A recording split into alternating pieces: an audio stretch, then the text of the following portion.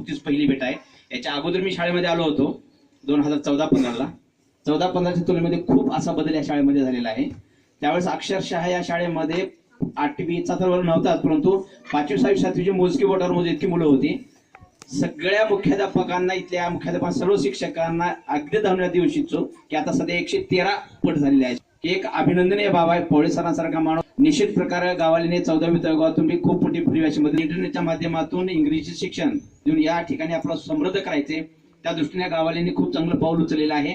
आणि माननीय सतीशजी चव्हाण साहेब या ठिकाणी तुम्हाला या बाबतीत मार्गदर्शन करतील.